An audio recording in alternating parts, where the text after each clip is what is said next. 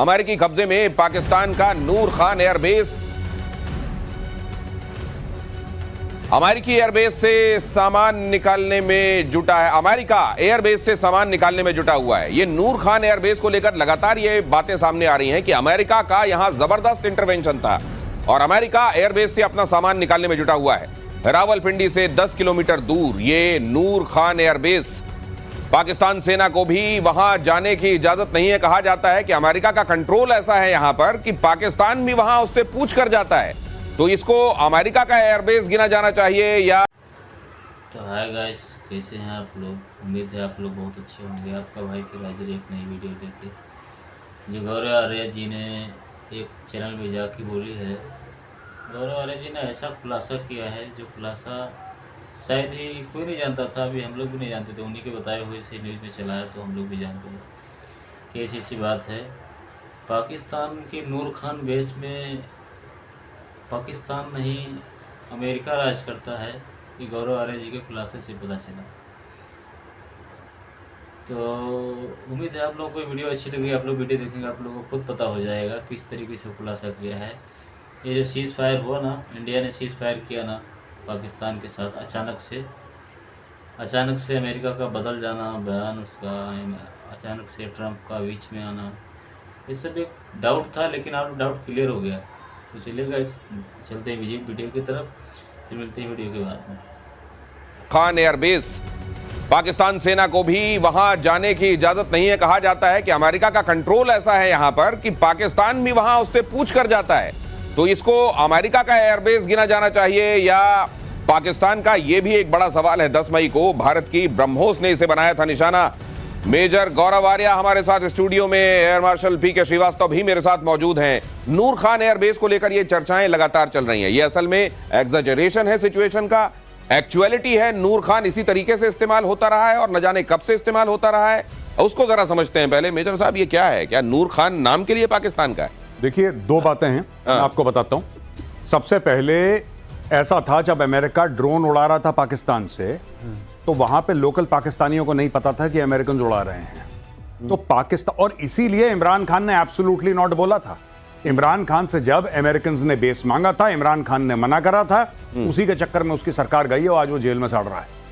पहली चीज। दूसरी चीज मैं आपको बताता चलूं कि नूर खान बेस में अमेरिकन हैं कि नहीं, वो तो जब प्रूफ आएगी तब पता लगेगा। लेकिन अगर वहां पे अमेरिकन हैं और अमेरिकन एसेट्स हैं, तो आप डोंट बी सरप्राइज्ड।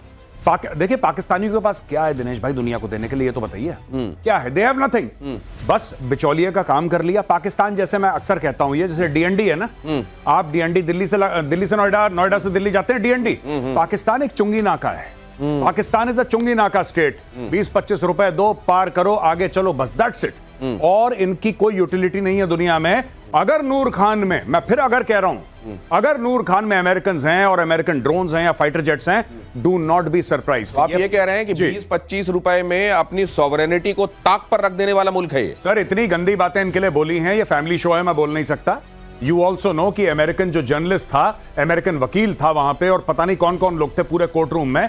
इन्होंने क्या क्या बोला था कि 10-10 रुपए में, जो मैं नहीं बोल सकता, बड़ी अजीब सी बात है वो। लेकिन ये पाकिस्तानियों के बारे में फेमस है।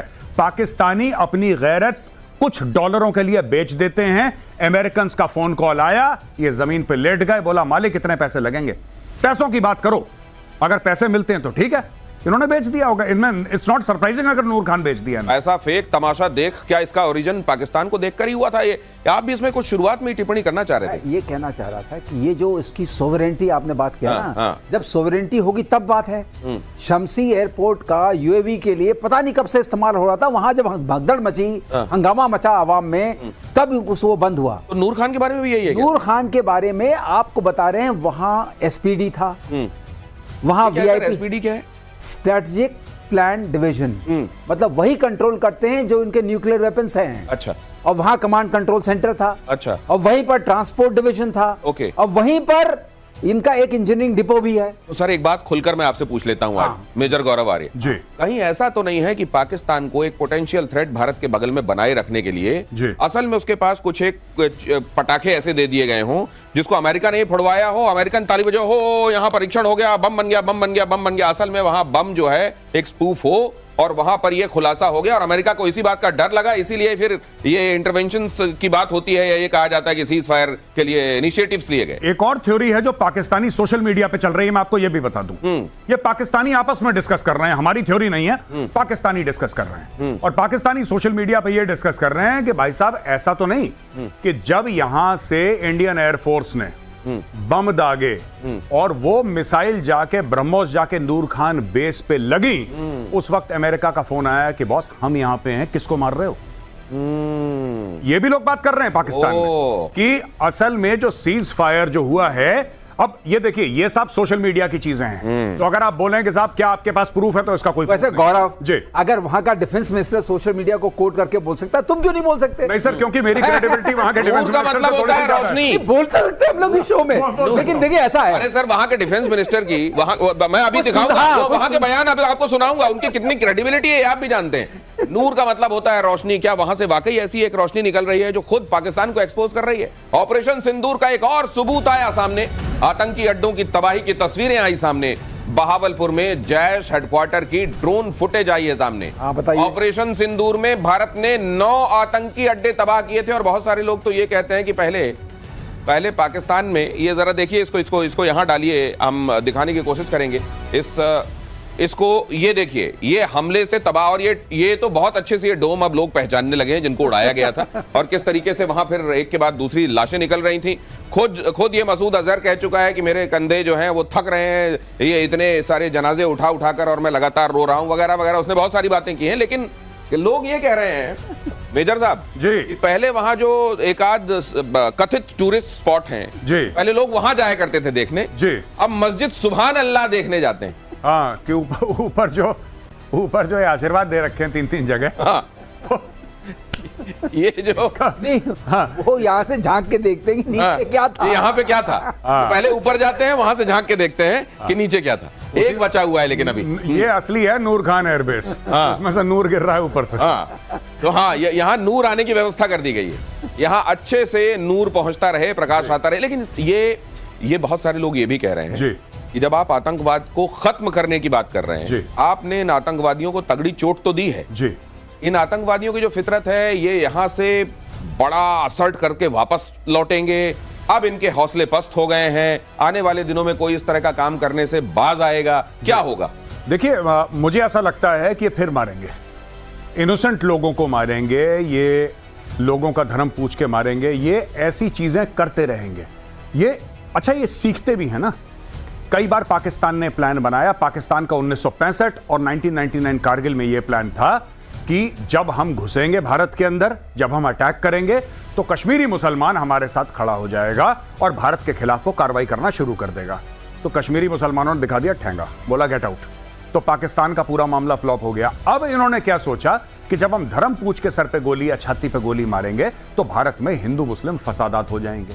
वो भी नहीं हुए, तो ये अपनी स्ट्रैटेजी चेंज करते रहेंगे। ये जो टेररिस्ट हैं, अच्छा ये काम नहीं करा तो अच्छा ये काम नहीं करा, चलो ये करके देखते हैं, और ये करते रहेंगे, लगातार दर लगातार करते रहेंगे। भारत को कैसे रिस्पॉन्ड करना है, ये भारत को सोचना है। लेकिन दिनेश, इसमें एक बात है कि अब इनको ये पता है कि जब भी करेंगे पिटेंगे, और जोर से पिटेंगे। जो सामने खड़ी रहती थी, इनका आकाओं की दीवार खड़ी रहती थी, वो खत्म की है इस ऑप सिंदूर ने। तो कायदा तो ये कहता है कि अब बाज आना चाहिए, लेकिन ये कहां कायदे वाले हैं? वो ये कहता है कि ये बाज नहीं आएंगे। अगली खबर देखिए, मोस्ट वांटेड हाफिज सईद के आतंकी बेटे तलहा सईद ने शाहबाज की पोल सरेआम खोल दी। तो आतंकी तलहा सईद ने कहा, खुलेआम मुनीर आर्मी की सुरक्षा में घूमता है हाफिज सईद। आतंकी तलहा का दावा, पाकिस्तान सरकार हाफिज को भारत सौंपने के बारे में सोच भी नहीं सकती। ये हौसले हैं इनके वहां पर, जरा सुन लीजिए। ये देखिए, ऐसे डिक्टेट किया जाता है वहां पर वहां की सरकारों को। ये डेजिग्नेटेड टेररिस्ट है, ये डेजिग्नेटेड टेररिस्ट। और मैं उम्मीद करता हूं सिर्फ पाकिस्तान नहीं, पूरी दुनिया में इसको देखा जा रहा होगा। How would you react to this? देखिए, दो चीजें हैं, ये डेजिग्नेटेड टेररिस्ट है और सिर्फ भारत की तरफ से नहीं, ये यूनाइटेड नेशंस और यूनाइटेड स्टेट्स यानी कि संयुक्त राष्ट्र और यूएसए की तरफ से, अमेरिका की तरफ से डेजिग्नेटेड टेररिस्ट है। खुलेआम घूम रहा है, खुलेआम इसको सिक्योरिटी प्रोवाइड करी जा रही है, पाकिस्तान आर्मी और आईएसआई इसको सिक्योरिटी प्रोवाइड करते हैं, पाकिस्तानी आर्मी का हेलीकॉप्टर ये इस्तेमाल करता है, पाकिस्तानी आर्मी की गाड़ियां इस्तेमाल करता है, इसके इर्द गिर्द घर के पूरे पाकिस्तानी फौज ने पहरा दे रखा है, जैसे मानो यही प्रधानमंत्री हो पाकिस्तान का। अब मैं एक बात कहना चाहता हूं, ये जो कह रहे हैं ना कि क्या आपको लगता है कि कभी अगर भारत मांगे तो आप हाफिज सईद साहब कोट अनकोट साहब बना दिया भाई को, देखिए साहब को क्या आप हैंड ओवर कर सकते हैं? देखिए हमें अपनी लड़ाइयां खुद लड़नी ना, हमें पाकिस्तान से पूछना चाहिए कि क्या तुम हैंड ओवर करोगे, हम पता लगाएं ये कहां रहता है, वहां पे आपको ब्रह्मोस मारना है, वहां पे टीम भेजनी है, वहां पे आपको पैरा एसएफ की टीम भेजनी है इसको निपटाने के लिए, आपको जो करना है आप करिए। लेकिन देखिए बात ये नहीं है कि हम हाफिज सईद को खत्म करने में कामयाब हुए नहीं हुए, that is not the point. Point यह है कि हाफिज सईद हर रात को अपना घर बदले, उसके मन में ऐसी दहशत ऐसा खौफ होना चाहिए कि हर रोज अटेम्प्ट हो रहा है हाफिज सईद की लाइफ पर, हर रोज मौलाना मसूद अजहर यह कह रहा है कि रात को अगर मैंने आंखें बंद कर दी तो हो सकता है सवेरे मैं खोल ना पाऊं अपनी आंखें, इतनी दहशत इनके मन में। एंड एवरी सिंगल डे आप कैसा भी करें, आपको मिसाइल मारनी है, आपको किसी और को भेजना है, किसी और से आप भी समझ रहे हैं मैं किसको बोल रहा हूं, बिल्कुल आपको अज्ञात भेजने, आपको जो करना है डेली अटेम्प्ट होना चाहिए, जब तक हाफिज सईद की नब्ज और सांसें एकदम बिल्कुल जिसको कहते हैं ना फ्लैट लाइन ना हो जाए, बिल्कुल फ्लैट लाइन। ये कहने का मतलब यह है कि तलहा सईद को हर पल ये लगना चाहिए कि वो तन्हा शहीद हो सकता है किसी भी मौके पर। जी शिमला समझौते पर पाकिस्तान के रक्षा और विदेश विभाग में देखिए जरा, जिसको आप कह रहे थे सर वहां के रक्षा मंत्री और विदेश मंत्री, देखिए जरा दोनों मंत्रालय आमने सामने आ गए। समझौते लेकर पाकिस्तान रक्षा मंत्री ने इसको डेड डॉक्यूमेंट बता दिया, पाकिस्तान विदेश मंत्रालय ने दी सफाई, समझौता रद्द करने का कोई औपचारिक कदम नहीं है। दिनेश यही सुनिए सुन लीजिए सर, ये सुनाएंगे भी क्या प्रोडक्शन टीम, ये दोनों आमने सामने आ गए और ये कह रहे हैं कि एक कह रहा है कि नहीं नहीं है शिमला समझौता। बहुत पहले मेजर गौरव आर्या ये कह चुके हैं कि हमारे यहाँ एक टर्म होता है, इसकी बहुत अच्छे से आप चाहें तो बत्ती बनाएं और आपके यहाँ जो डस्टबिन है उसमें डाल लें। अब ये जो एक तरफ से कहा जा रहा है कि नहीं नहीं है, एग्जिस्ट करता है, और दूसरी तरफ से ये इनकी मूर्खता की निशानी है या असल में वहां पे भी स्ट्रेटजिक एम्बिग्विटी चल रही है? नहीं, कोई एम्बिग्विटी नहीं चल रही है, बेसिकली बैलेंस सब लोग। मैं आपको बताता हूं, साफ सीधी बात है, पाकिस्तान में जो पानी का मंत्री है ना, जो अभी बेरोजगार हो गया क्योंकि पानी तो है नहीं वहां पे, पानी का मंत्री वो टैक्टिक्स और स्ट्रेटजी के बारे में बात करता है, जो उनका रेल का मंत्री है वो कहता है हम भारत को मुंह तोड़ जवाब देंगे, बम मार देंगे, वो बम मार देंगे, मिसाइल मार देंगे। तो हर एक जो विभाग का जो मंत्री है अपना डिपार्टमेंट छोड़ के पानी वाले मंत्री को ये नहीं पता कि नल में पानी आ रहा है कि नहीं आ रहा, सूखा पड़ रहा है, एग्रीकल्चरल मिनिस्टर कह रहा है कि अब हमारे टैंक दिल्ली पहुंच जाएंगे। तो पाकिस्तान में ये क्यों होता है? ये इसलिए होता है भाई साहब क्योंकि पाकिस्तान की फौज सियासत में घुस गई है, फौज भी तो अपना काम नहीं कर रही। अब आज की तारीख में आप देखिए हुआ क्या है, ये जो कह रहा है ना ये अपना ख्वाजा आसिफ कह रहा है कि शिमला मुआहदा जो है अग्रीमेंट है 1972 में साइन हुआ था श्रीमती इंदिरा गांधी और जुल्फिकार अली भुट्टो के बीच में शिमला में, पाकिस्तान के सरेंडर के बाद 1971 में सरेंडर करा था उसके बाद। तो साहब ये डेड डॉक्यूमेंट है, तुमने इंडस वाटर ट्रीटी को तुमने अबेयंस में रख दिया तो हमने भी ये डॉक्यूमेंट फाड़ दिया। वहां पे इनका विदेश मंत्रालय, भाई साहब धीरे बोलो, ऐसा नहीं, हमने नहीं करा है कुछ, ये ऐसी बोलता रहता, पता नहीं क्या इसका सट के आ गया आदमी, छोड़ो हमने ऐसा कुछ नहीं करा। तो अभी इनके आपस में ही कंफ्यूजन है और सब लोग चाहते हैं कि कुछ ना कुछ ऐसा हो जाए कि भाई फौज के आगे मैं लाडला बन जाऊं। गौरव एक बात मैं आपसे कहना और पाकिस्तान में तो ये क्यों कहते हैं? क्योंकि कोई डिपार्टमेंट इनके पास है ही नहीं, सारे डिपार्टमेंट तो फौज के पास है, पूरे डिपार्टमेंट फौज के पास नाम क्या है। और ये बिल्कुल सही नाम ले रहे थे अभी गौरव। अब इनको ख्वाजा आसिफ वहां नहीं कहते लोग, इनको खाजा आसिफ कहते हैं। तो आधी चीजें ये खा जाते हैं, जो कहा होता है किसी समय उसको भी खुद खाना पड़ता है, और कहते हैं ये खाते भी बहुत है। गाइस उम्मीद है आपको कि हमें उम्मीद है कि आपको ये वीडियो अच्छी लगी होगी और ये काफ़ी नॉलेजेबल थी। सब लोग सोच रहे थे कि मोदी जी ने आखिर अचानक से सीज फायर किया है क्यों। अब तो पता चल रहा है कि वहाँ पे अमेरिका बैठा था नूर खान बेस पे, जैसे ब्रह्मोस वहाँ पे गिरी अमेरिका चकरा गया एकदम से, डायरेक्ट मोदी से बोला करो नहीं तो किसको मार रहे हो, वहाँ पाकिस्तान नहीं हम है, तब जाके सीज फायर हुआ। दुनिया सोच रही थी सीज फायर हो गया, मोदी जी झुक गए। अरे हम लोग मारना चाहते थे पाकिस्तान को, बैठा था वहाँ अमेरिका, किसको पता था। अभी खुलासा हुआ तब पता चला किस वजह से हुआ है।